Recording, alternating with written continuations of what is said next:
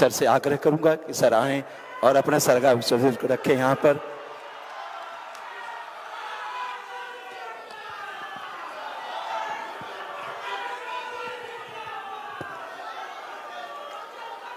बोलिए भारत माता की जय। जय श्री राम। अब तो उत्तर प्रदेश में भगवान प्रभु श्री राम का मंदिर बन गया। अब आदरणीय मुख्यमंत्री नीतीश कुमार जी ने बिहार में भी मां सीता के जन्म स्थान पर भव्य सीता मंदिर स्थापित किया है। साथियों, एक बार बोलिए सियावर रामचंद्र की।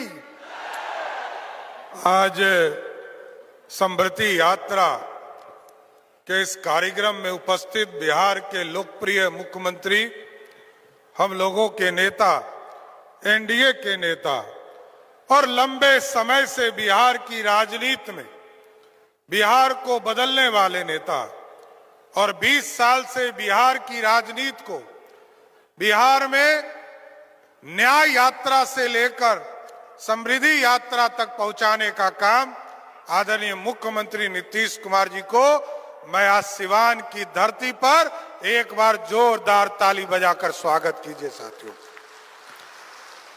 इस मंच पर उपस्थित हमारे वरिष्ठ साथी और जनता दल यूनाइटेड के नेता, बिहार सरकार के मंत्री आदरणीय विजय चौधरी जी, हमारे साथी मित्र, आपके चहेते माननीय विधायक, बिहार सरकार के माननीय स्वास्थ्य मंत्री आदरणीय मंगल पांडे जी, इस जिले के प्रभारी और लगातार एक राजनीतिक कार्यकर्ता के तौर पर काम कर रहे आदरणीय डॉक्टर प्रमोद कुमार जी, माननीय सांसद जनार्दन सिंह सिग्रीवाल जी, यहाँ की माननीय सांसद आदरणीय विजय लक्ष्मी कुशवाहा जी, माननीय सभी विधायकगण, सभी एनडीए के नेतागण और इस मंच के सामने उपस्थित तमाम भाइयों, बुजुर्गों, नौजवान साथियों, छोटे छोटे बच्चों, माताएं, बहनों, आज साथियों न्याय यात्रा से लेकर समृद्धि यात्रा के बीच में, आपके बीच में हम लोग आए हैं। और साथियों, याद होगा पिछले साल भी हम लोग आए थे और आपके बीच में जो प्रगति यात्रा के दौरान जो काम किए गए, आदरणीय मुख्यमंत्री जी का साफ निर्देश था किसी भी कीमत पर इसको चालू करना है। और आज स्वागत उनका होना चाहिए माननीय मुख्यमंत्री जी का, जिन्होंने एक एक योजना की समीक्षा की और सबको चालू कराने का काम किया। साथियों, लेकिन याद कीजिए, ये बिहार डरा हुआ बिहार दिखता था। यही सिवान था जब 1996 का चुनाव हो रहा था और पहली बार एनडीए का स्वरूप बना था। साथियों, यहां कभी एनडीए का झंडा नहीं लगता था, लेकिन नीतीश कुमार जी ने सुशासन का नींव इसी सिवान से रखा। आज सभी पार्टी स्वतंत्र तौर पर काम कर पा रहे हैं। आज सभी पार्टियां यहां राजनीतिक तौर पर साफ सुथरा काम कर पा रही है और मैं सिवान के लोगों को धन्यवाद देना चाहता हूं। पिछले चुनाव में तो मात्र 2 सीटें हमें आप लोगों ने दिया था, लेकिन इस बार 8 में से 60 सीट देकर बिहार में प्रचंड बहुमत देने का काम किया। साथियों, और मुख्यमंत्री जी को याद कीजिए, साथियों प्रधानमंत्री जी को याद कीजिए। आदरणीय प्रधानमंत्री जी ने कहा हम गांव गांव बिजली पहुंचाने का काम करेंगे।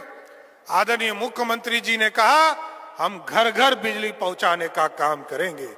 और आज देखिए साथियों, जब मुख्यमंत्री जी ने निर्देश किया कि बिहार के गरीबों को, बिहार में जिन लोगों को भी बिजली घरों तक पहुंचा है, उन तमाम लोगों को 125 यूनिट बिजली मुफ्त देना है, तो आपको जानकर खुशी होगी 1,90,00,000 परिवार बिजली से डोमेस्टिक यूज करते हैं। उसमें से 1,72,00,000 परिवार ऐसा है जिसका बिजली बिल 0 आता है। साथियों, 0 आता है। यह है माननीय मुख्यमंत्री जी का सहयोग। और आप सोचिए, जब हम लोग महिलाओं का संवाद कार्यक्रम चल रहा था तो कई लोगों ने कहा कि ये जो वृद्धा पेंशन, विधवा पेंशन, विकलांग पेंशन बिहार के लोगों को मिलता है, तो तो ये बहुत कम राशि है, 400 रुपया है। किसी ने कहा इसको 800 रुपया कर दीजिए, किसी ने कहा 900 रुपया कर दीजिए, और हम लोगों ने तय किया कि 1000 करना चाहिए। लेकिन जब प्रस्ताव हम लोगों ने मुख्यमंत्री जी के पास ले जाने का काम किया तो आदरणीय मुख्यमंत्री जी ने कहा 1100 रुपया कीजिए, जो बिहार के लोगों को इसका लाभ मिल सके। आज साथियों, आज समृद्धि की ओर क्यों चिंता किया गया? क्योंकि मुख्यमंत्री जी चाहते हैं यहां सड़क बन गया, घर घर बिजली पहुंच गया, आज हम घरों तक पानी पहुंचाने का काम कर रहे हैं। लेकिन अब समृद्धि तब आएगी जब बिहार के लोगों को बिहार के अंदर रोजगार देने का काम किया जाएगा। आज मुख्यमंत्री जी ने चुनाव जीतने के बाद सबसे पहला काम किया, एक अलग विभाग बनाया, युवा कौशल विकास विभाग, जिसके माध्यम से लोगों को ट्रेनिंग देने का काम किया जाएगा। और साफ तौर पर मुख्यमंत्री जी का कहना, अगले 5 वर्षों में जिस तरह नीतीश कुमार जी ने 2005 से लेकर 2020 तक 7.5 लाख लोगों को सरकारी नौकरी देने का काम किया, 2020 से लेकर 2025 तक सरकारी नौकरी और रोजगार के तौर पर लगभग 50 लाख लोगों को बिहार में देने का काम किया। इस बार हमारा टारगेट है कि हर हालत में 1 करोड़ लोगों को सरकारी नौकरी और रोजगार देने का काम बिहार की जनता को करना है साथियों। और यह तभी संभव होगा क्योंकि अब हम इंडस्ट्री खड़ा करना चाहते हैं साथियों। हम सेमीकंडक्टर के पॉलिसीज को खड़ा कर रहे हैं, आईटी के पॉलिसीज को ला रहे हैं, हम डिफेंस कॉरिडोर बना रहे हैं, हम इन तमाम चीजों की स्थापना के लिए जमीन भी उपलब्ध करा रहे हैं। और जो बड़ा फैक्ट्री लगाएगा उसको 1 रुपया पर जमीन देने का काम कर, हम इंसेंटिव देने का काम कर रहे हैं। क्योंकि बिहार के पास सड़क है, बिजली है, पानी है, लोगों के पास टेक्नोलॉजी, दूसरे जगह राज्यों में जाकर हमारे बच्चे नौकरी करते हैं, अच्छा नौकरी करने तो आगे भी जाए। लेकिन इस बार हम लोगों ने व्यवस्था किया है कि जो लोग भी मजदूरी करने बिहार से बाहर जाते हैं उनको हर हालत में चिन्हित करके उनको बिहार में रोजगार देने का काम बिहार की सरकार करेगा साथियों। इसलिए तमाम लोगों को समृद्धि यात्रा के माध्यम से जरूर यह स्वस्थ करना चाहते हैं, ये पूरी सरकार आपके लिए काम कर रही है। और स्वाभाविक है, न्याय से लेकर प्रगति से लेकर समृद्धि यात्रा का मकसद ही है बिहार के लोगों के विकास को आगे पहुंचाना।